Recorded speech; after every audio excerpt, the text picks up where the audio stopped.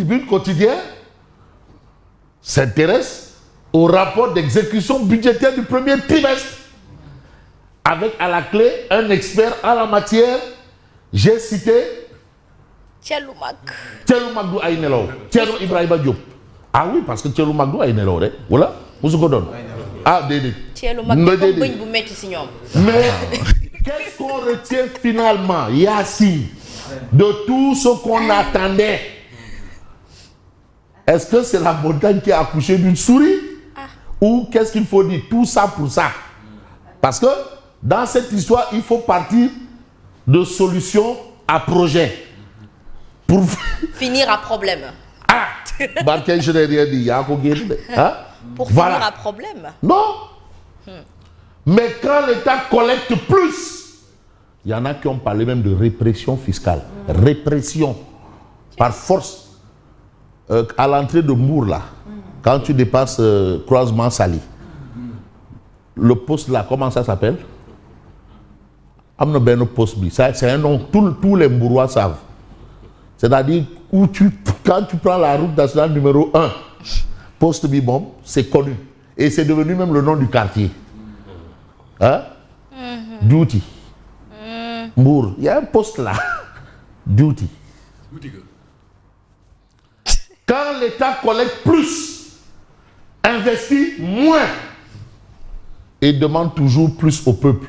C'est-à-dire, ce que l'État a collecté là, ce n'est pas suffisant. Ça va être plus après. Parce que même malgré ça, l'État ne tire pas son profit. Et je sais, à ma connaissance, vous savez, en matière d'économie, oikonomia, je sais que le premier bénéfice d'un peuple, c'est les coûts des denrées. Au moins, là, tout le monde est content. Absolument. C'est la fête au village. Ndeysad, je me rappelle de l'époque de Sagou Tchebou Padias. Billahi. Fin du mois, tu ne voyais que des pousse-pousse là. Ouais. C'était des roues de véhicules pousse-pousse, Sagou Padias. Ravitaillement. C'était des sacs de cisaille. Voyons. 100 kilos. C'est pas 25 kilos, mais là 25 kilos qu'on a. Alors, quand l'État collecte plus, investit moins et demande toujours plus au peuple. Mais sur 245 milliards attendus des finances extérieures, seuls 8 milliards ont été mobilisés, soit moins de 4%. Ouais, ça va. Venant de l'extérieur. Venant de l'extérieur. Ce qui devait constituer des dons, etc. Ouais. Hein? Le peuple paie, mais ne voit aucun retour sur investissement. Parce que tout ce que tu mets, il y a un retour sur investissement. Tu investis à perte. Madame Djende Foukou Digaï Giro. Bon, ni projet visible, ni amélioration. Non, des projets visibles, Tchelou Bagyo Tawi. Ouais, mais là, Diorbi, nous, projet visible. Là, Diop Gone la tribu Tchesbi, c'est pas un projet visible. Si, c'est très visible et même palpable. Non, projet visible, là, Diop Gone la tribu, projet visible. Waouh. Bouliak sur du projet. Ni perspective économique claire. Le taux d'exécution des dépenses en capital n'est que de 14%. Voilà la situation. En tout cas, le rapport relève beaucoup de choses. Trop de choses. Mais en résumé, Billahi, si vous lisez Thielou Magdou Aynelo dans la tribune, vous allez comprendre les tenants et les aboutissants. Parce que ce rapport-là a un but. Bon, est-ce que je dois comprendre que ceux qui s'attendent à une baisse des coûts de la vie peuvent... Est-ce que... Bon. Leur mal en patience. Ouais. Garder leur mal en patience. Alors, on reste avec tribune. Le professeur Aliou Diak alerte sur la gestion désastreuse du foncier.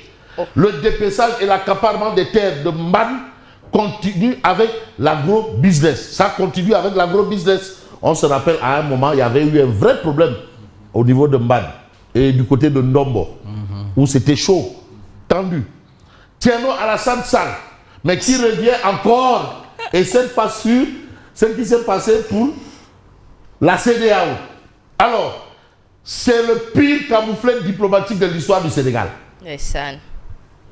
Thierno Alassane Sall. Voilà la situation. Situation oblige. les travailleurs de la justice sous le choc. De quoi? Les Nyom Boudaya. Que j'invite aujourd'hui d'ailleurs. Boudaya. Donc Boudaya, voilà. Hein, qui est même l'invité Boudaya.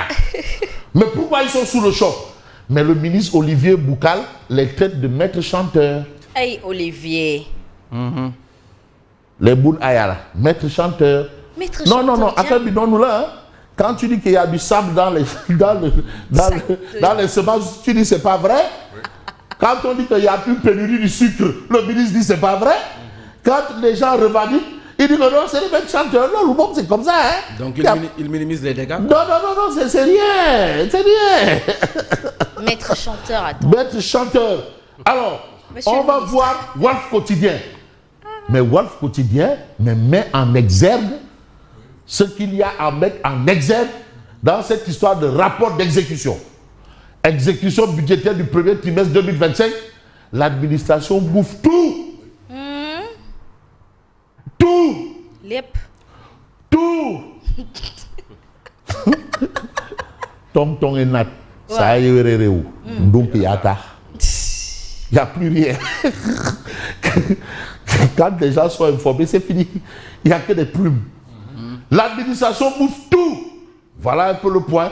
Baisse des dépenses de biens et services de 5,38%. Une dette de 176 structures publiques se chiffre à 792,88%. Milliards. Voilà. Ah oui, milliards. 6 milliards pour perfuser la poste. 6 milliards. 5 milliards pour le TER. Birbangok.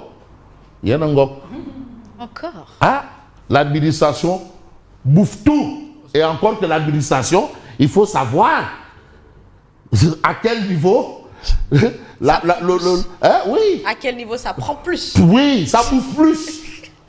Il faut aussi comprendre, ça aussi, il y a un travail à faire. Hausse des dépenses de personnel de 50 milliards par rapport à 2024. Hausse des dépenses de personnel. 50 milliards. Ah, non. Bilal, Lolo Regreg Boudia. Non, il faut que Regreg Boudia nous explique c'est quoi. Par rapport à 2024. Regreg Boudia. Hein? Il faut qu'il nous explique. Ou bien qui Keita. Fadilou? Non. Keita. Voilà, il doit nous expliquer. Le fils à maman. Qu'est-ce qui se passe? Baisse drastique des dépenses d'investissement. Ouais. Il y a moins de marché. Ouais. Donc moins d'emplois. Oui. Voilà, moins d'emplois Complication. forcément. Alors, non. Tout se passe bien. Hein? On a les échos. C'est grave. Mais les échos parlent de fin de stock importé. C'est une interrogation. Wow. Grave pénurie de sucre dans la banlieue. Monsieur le ministre. Mais non, lui il dit que On non. vous permettra pas d'être aveugle. Non. Le ministre démarre. Alors il dit non. Il dit mais écoute, moi j'ai du sucre chez moi. Hein. Sonko a du sucre chez lui. Diomaye a du sucre chez lui. Donc il y a du sucre au Sénégal. Chez eux, c'est pas le Sénégal. Voilà. Non, mais moi j'ai du Est-ce que sucre chez chez moi. le C'est pas Sénégal, la c'est banlieue. ça chez eux? Sommes-nous dans le même Sénégal? Sommes-nous dans le même Ah non, Sénégal? en tout cas, c'est Dieu qui dit que non, lui, bon, le sucre, il en a chez lui. Voilà. Ils sont peut-être de Sénégal. Voilà. Mais on vous dit que le numéro vert, pour dénoncer cette spéculation, le numéro vert est injoignable. non, gars, mais attends, mais qu'est-ce qui marche? Non, même le numéro vert, même numéro numéro vert. Non, attends. Qu'est-ce qui marche? Bon. Eh, Bailen, la Diormi. Ça marche. Si réalisation Bilobok. Voilà. J'ai posé la question à un pastéfien, oui. Quelles sont vos réalisations? Il dit la Dior. Non, il peinait à m'en sortir. Non, non, mais attends. Non, mais attends, mais... Non, au-delà des réalisations inaugurées par eux, des réalisations de Macky Sall. Ouais. Quelles sont leurs réalisations? C'était ma question. Non, c'est... La reddition des comptes. Peut-être. Non, la Diop... Et même... Falbangom. Ouais. Et même... Un détaillant, mais qui dit vendre à 600 le kilo revient à vendre à perte.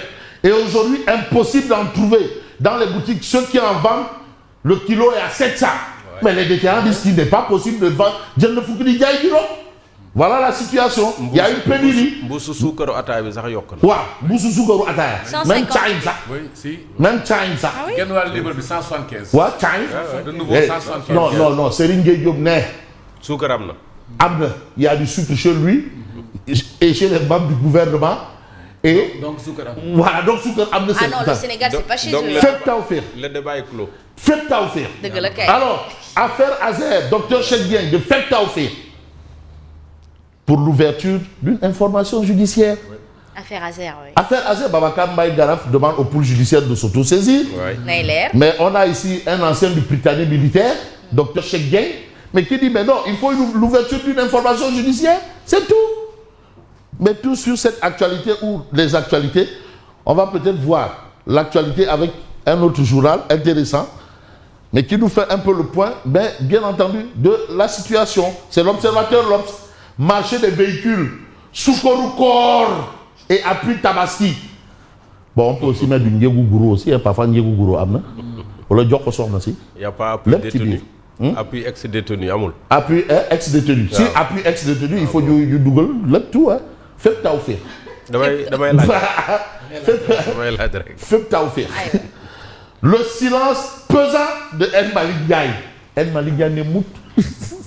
Mais ça a été supprimé, je crois. Ils ont. Oui. Demain, j'assume. Mais ça a été supprimé. Vous le bon? Ah. Si, ils l'ont.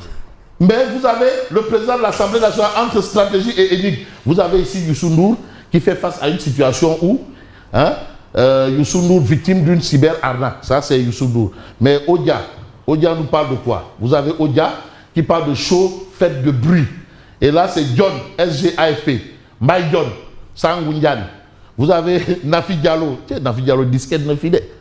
PDS invité audio. Et c'est qui lui? Bon, voilà. Voilà un autre. Les autres, on a. Ah, on a Nafi Fi. Mbaye Hardcore.